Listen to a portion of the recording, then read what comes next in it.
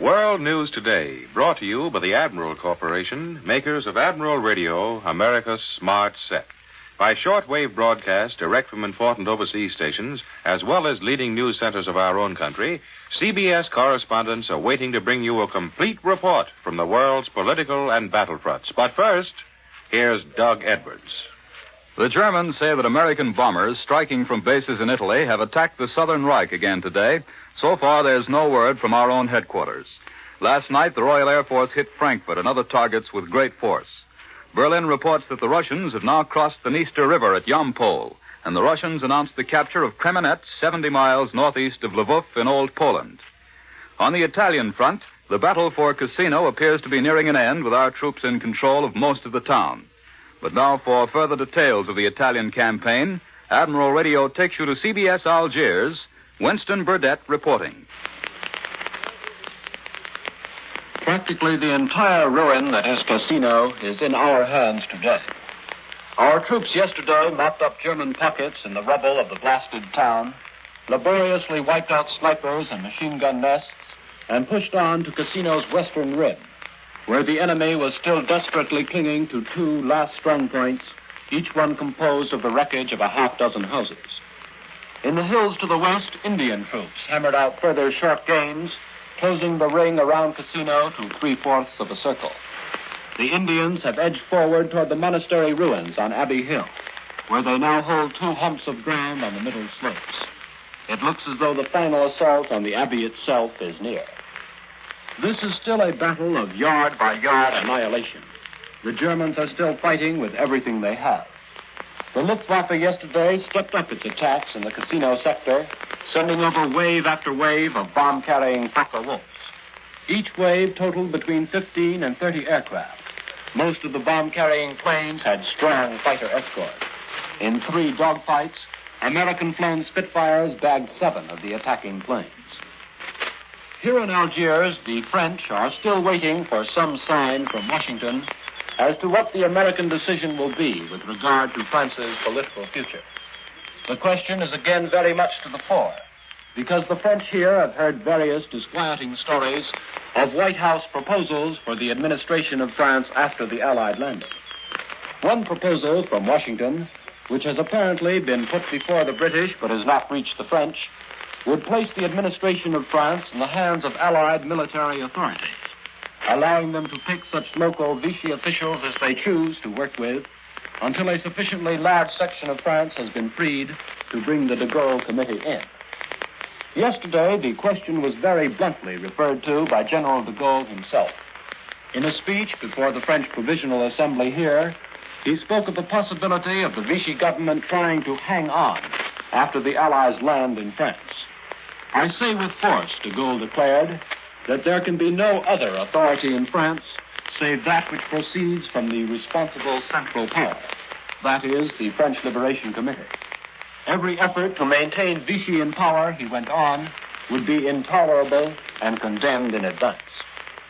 And that is where the question still rests, exactly where it has rested for the past 3 months. Frenchmen in the committee and assembly here feel that the Allied governments underestimate the strength of popular feeling against Vichy, underestimate the fabulous confusion that would ensue if they were to try to prop up Vichy's authority. And Frenchmen also feel that the Allies cannot honorably postpone their decision much longer. I return you now to CBS in New York. More news in just a moment, but first here's Warren Sweeney with a word from Admiral Radio. The scientists, engineers, and manufacturers of America's radio industry have worked in complete cooperation behind the tremendous research and production programs involved in the war effort.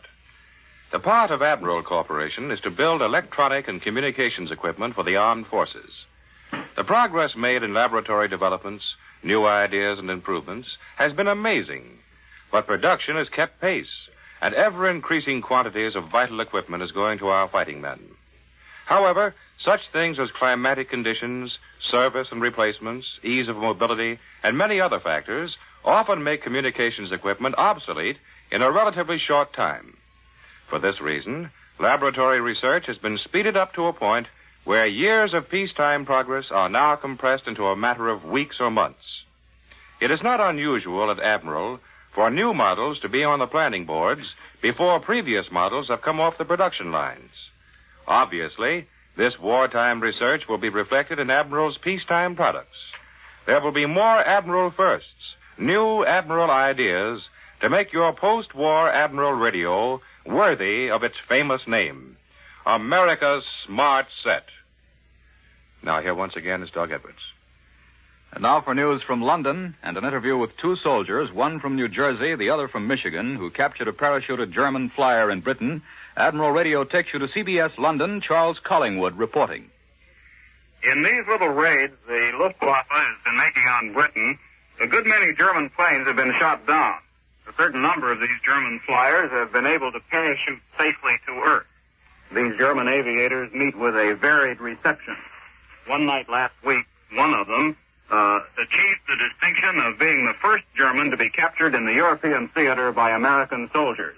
This German was seized by Privates Joe Levy and Kat Bogacki of an American armored unit, and they are both here in the studio today. Now, as I get the story, Private Levy, you were on sentry duty. Is that right? That's right, Mr. Collingswood. Bogacki was coming to relieve me. About 15 minutes late. Hey, now, I don't think you ought to say that. It puts the Army in a bad light. Well, anyway, you both saw this German. Yes, we seen this guy coming out of the woods in the dark. What did he look like, Bogacki? Well, he was sort of a figure. Wouldn't you say, Levy? Yeah, he was sort of a figure. When he got closer, we could see his headphones hanging from his head. I raised my rifle and said, halt. Then he said, comrade, comrade. Then he hollered, German. Me German from Germany. Put his hands up and turned around, did sort of a dance to show he was surrendering. Oh, did you search him? What did he have on him? Well, he pointed to his side and said, pistola, pistola, or something like that, and we took his gun away from him. He had a knife on him, too, a sort of jackknife principle, a blade, 6 or 7 inches long. Good night. Did you talk to him? Did he speak English or anything? Yes, he spoke pretty good English. His sentences sounded okay. I asked him what happened to him. I said, did Boom Boom get your plane? I don't know how to speak German. He wouldn't say whether the Yak-Yak shot him down. He just said his motor caught on fire. Well, what else did you ask him? We asked him whether Berlin had been bombed good. You did? What did he say? He threw up his hands and said, Berlin kaput, all gone. Did you ask him whether he'd ever been in Russia? Yeah, I asked him about that. He grinned and said, Russia? Oh, no. It looked kind of funny when he talked about Russia. Somebody asked him what he thought about the war, and he shrugged his shoulders and said, war's all over, all finished. Well, it's too bad more of them don't feel that way. They ought to communicate with each other. Well, what sort of a fellow was this German, Levy? What was his rank? He was a corporal. I guess he was a radio operator on the plane. Anyway, he said, telegraph. Well, maybe he was just looking for a Western Union office, huh? How old was he? He was a little fellow. I thought he was about 18, but he said he was 22. Well, he doesn't sound very formidable or very tough to me. Oh, he wasn't. He'd been wandering around for 5 hours, he said, trying to find somebody to surrender to. It's lucky we caught him before he got to the orderly room and surrendered there. That would have made us look bad. We probably would still have been doing guard duty. We probably still would have been, and that would have been too bad because then we wouldn't have been able to have you up here. Anyway, congratulations to you, Private Levy and Private Bogacki, for capturing that German, and thanks a lot for coming up here with us. This is Charles Collingwood in London, returning you to CBS in New York. For the news here at home, Admiral Radio takes you now to CBS Washington. Don Pryor reporting. Washington is waiting for decisions on 2 major issues today. One is the soldier vote bill, which has been on President Roosevelt's desk all week. Whether he lets it become law or vetoes it depends on the answers he gets from the governors of several key states yet to be heard from. So far, it still isn't clear, apparently, whether the new law would increase the number of servicemen who could vote in the election next fall.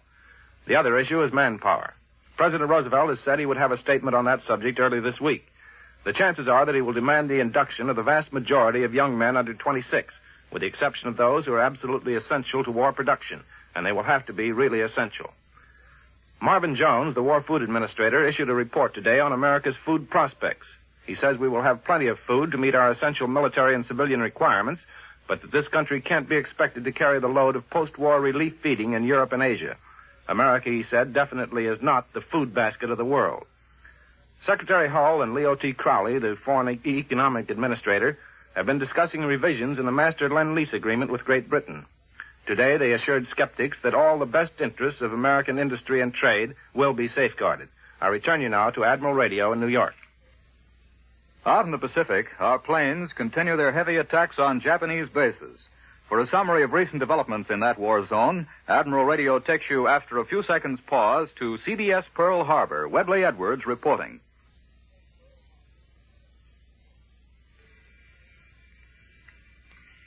There's got to be a great deal of plowing, sowing, and cultivating between harvests. In warfare, particularly the kind we have out here, there's always a great deal of getting ready before the next harvest can be reaped. At the moment, there is not much spectacular stuff about the action in the Central Pacific, but there's been a considerable amount of sleeves rolled up, spit on the hands kind of work. It's a very essential part of the advance toward the China coast and Japan. This week, while the submarine force maintains its everlasting destruction of Jap supply lines, the air forces of Admiral Nimitz' command have had a similarly non-spectacular but equally important part in the gradual grinding up of Jap facilities. Theirs has been the drudgery of day-by-day bombing of Jap bases all over this expansive and very watery portion of the globe. To many of us here, the cumulative result of these scores of attacks on Jap islands in the Carolines, the Marshalls, and the Kuriles, so casually reported in the run-of-the-mill headquarters releases, make a large and important story. Not many weeks ago, an attack on Truk would have called for a rush to spread the startling news. This week, Fleet Air Wing 2 sent planes ranging within easy distance of Truk, attacking Oraluk, 190 miles from Truk, while liberators of the 7th AAF attacked Truk itself without any losses. Kusai and Ponape in the eastern Carolines, not very long ago well beyond our reach, are now being bombed regularly by both Army and Navy land-based planes. The bombing of the bypassed and isolated eastern Marshall Islands, still held by battered Jap garrisons, has become backyard milk run stuff. Fleet Air Wing 4 has continued its bombings of the Kuriles, hitting several times at Paramushiro and Shimushu. And on St. Patrick's Day, Army liberators of the 11th AAF joined them, at the same time sending a liberator down within 500 miles of Japan proper to bomb Matsuwa Island. The effect of these bombings is steady destruction of Jap bases. The Jap High Command can never know when one of these strikes will develop into a major attack or invasion. We've reported these day-by-day attacks to you with no fanfare. We rather take them for granted. We almost forget that these missions are extremely difficult flights over long distances to tiny pinpoint targets and back to pinpoint bases, calling for the most precise navigation and for the conquest of freak weather conditions. The men of the Central and North Pacific are watching with eager interest the development of action in the Admiralty Islands, in New Britain and New Ireland. And as they watch, they are at the many chores to be done all over the place, and they are very busy with the getting ready, plowing, and cultivating for the next big harvest. This is Webley Edwards at Pearl Harbor, returning you to Admiral Radio in New York. Marshal Stalin announced a few minutes ago from Moscow that the Red Army has captured Kremenets, 37 miles north of embattled Tarnopol and 70 miles northeast of Lvov in Poland. And the German radio reports that advanced Russian scouting units have crossed the Dniester River into Bessarabia. The German High Command broadcast communique claims that Russian attempts to force the Buk River, apparently at Sibino, have been beaten off. The Nazis acknowledge that Soviet reconnaissance forces already are on the west bank of the Dniester. Now Admiral Radio takes you to CBS Madrid. Glenn Stadler reporting. 3.5 million German troops are waiting behind the invasion coast for the Allied attack, a Spanish writer discloses today. He estimates General Eisenhower's forces at 500,000 more. Between Andai and Narvik, there are 1.5 million Germans, 500,000 along the Mediterranean in southern France. Another 1 million are held in reserve at strategic centers, ready to be rushed to danger points. Auxiliary services account for 500,000 more. Most of the frontline troops are veterans of one or more campaigns. Of the 300,000 soldiers in Norway, 60,000 have just arrived from the Russian front, presumably from Finland. The Germans describe their Atlantic wall as a gigantic system of defenses and depths, with not 1 foot of coast out of crossfire range of 12,000 big guns. 10 million cubic meters of cement have been poured into the wall, and construction continues, although invasion is expected hourly. The Nazis claim they've overcome French mistakes about immobile fortifications and deny again they've acquired Maginot-Linitis. Minefields are said to stretch far back from the sea and can't be detected. The Spanish commentator believes the opposing forces are well met, except for one vital factor, air power. He says the Luftwaffe won't be able to match plane for plane, even though Goering has shifted considerable strength from Russia, because Allied production is just too great. He seems to consider a successful landing a foregone conclusion, although it offers the prospect of the most terrible battle in history. Here in Madrid, the bullfight season opened today. 6 bulls met death in the red sands of the ring this sunny afternoon. Later in the season, the Brooklyn matador, Sidney Franklin, is scheduled to make his comeback. This is Glenn Sadler in Madrid, returning you to Admiral Radio in New York. For news from inside Germany by an American correspondent who this week returned to this country on the Gripsholm, here is Bill Slocum, Jr. Mel Most, a darkish, intense young Associated Press reporter, has returned home after 6 years in Europe, the last year and a month of it in a German internment camp at Baden-Baden. A trained observer, Most has returned with a couple of unique theories about the Germany of today and tomorrow. Mel, what is the day and night bombing doing to civilian morale in Germany? I don't think they cause the havoc we think, particularly the night bombings. I've seen the people the day after the terrific nighttime pastings in nearby Karlsruhe and Buell, and they seemed quite undisturbed. Day raids are something else again. At Baden-Baden, the Americans had a great time watching Germans turn absolutely white when they would see stately processions of American bombers enter and leave Germany at will in broad daylight. That did something to the famous German superiority complex. Is that complex still in operation? Yes. So much so, in fact, that I was reminded all the time of pre-war France. The Germans do have a perfect Maginot Line mentality about the Atlantic Wall, in spite of what they say. And like the French, the jury is convinced to a man that his army is the best in the world. Don't the Germans know about that Russian front? Sure, but they just can't believe it. More of that Maginot mentality. It is incomprehensible to the average German that the inferior Russian, as he puts it, can beat a German. It sounds strange, but the German mind is a strange thing. How is Hitler doing these days? All right. He is still head man to the Germans, and when things go wrong, they're not inclined to blame it on Hitler, but on his satellites. Incidentally, the famous German discipline is slowly coming apart at the seams. There is a growing disrespect for all authority throughout the country. How did the Germans treat you? Pretty well. They all had a cousin in Milwaukee and were a little surprised when you didn't know him. And, of course, when I was first arrested in France, they were inclined to be pretty arrogant and strict. But as our bombing pace picked up, you began to feel that maybe the Yanks were dropping copies of How to Win Friends and Influence People instead of blockbusters. The Germans are quite polite nowadays and become more friendly after every defeat on the Russian front. We hear a lot here about the German shortages. Well, the German army is the greatest place to eat in Europe. It's the world's best free-of-charge black market. However, the civilian has to do with a diet consisting mainly of potatoes.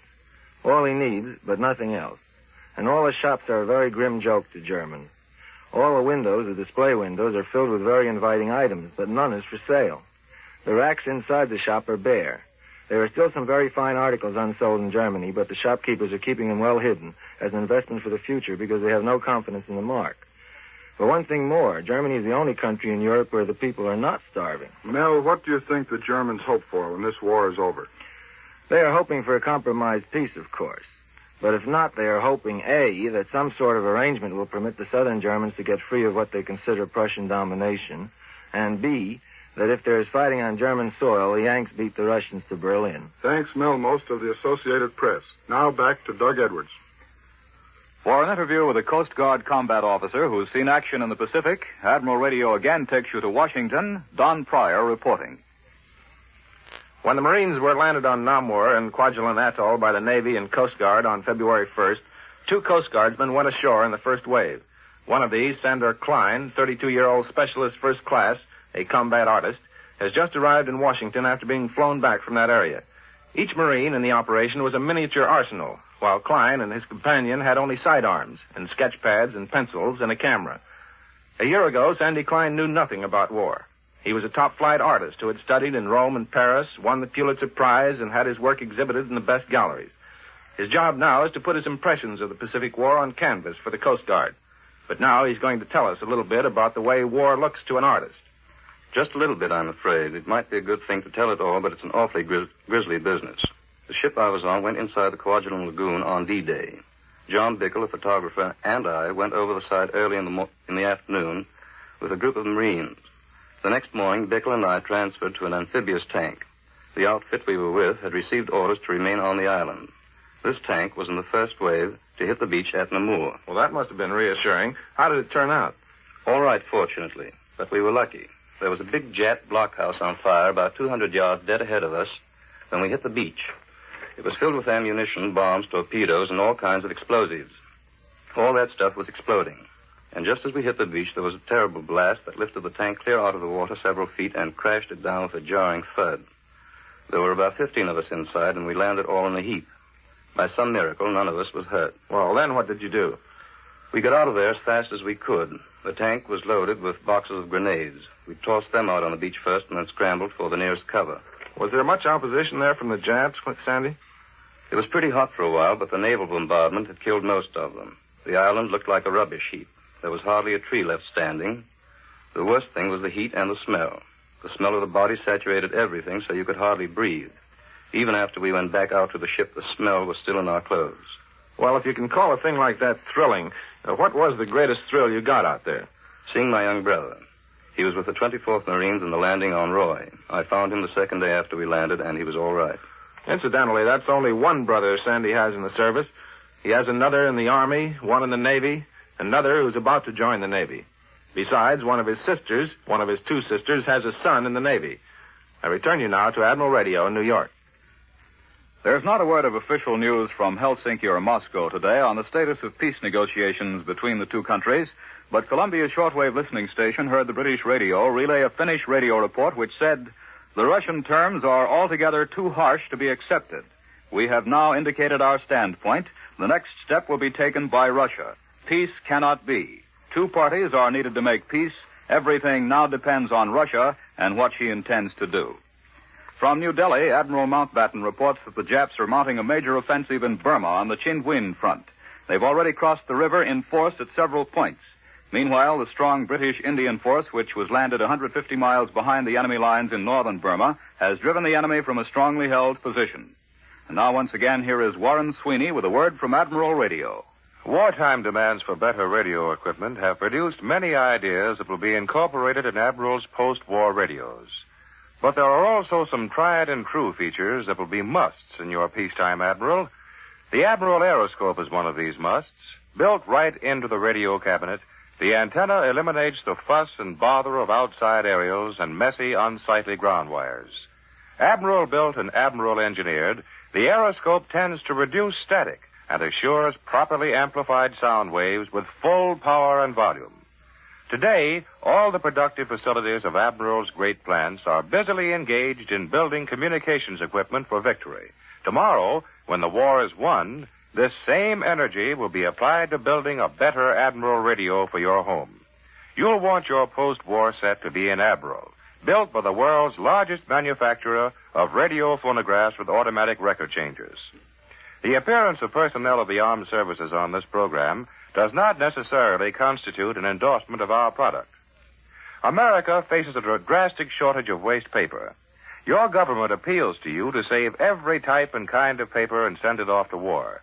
The American home is the greatest source of waste paper, and your country appeals to you to help supply the paper needed in the manufacture of so many vital war supplies. World News Today is brought to you each Sunday at this hour by the Admiral Corporation, makers of Admiral Radio, America's smart set. Be sure to listen again next Sunday when Admiral brings you World News Today by shortwave, direct from leading news centers of the world. Warren Sweeney speaking. This is CBS.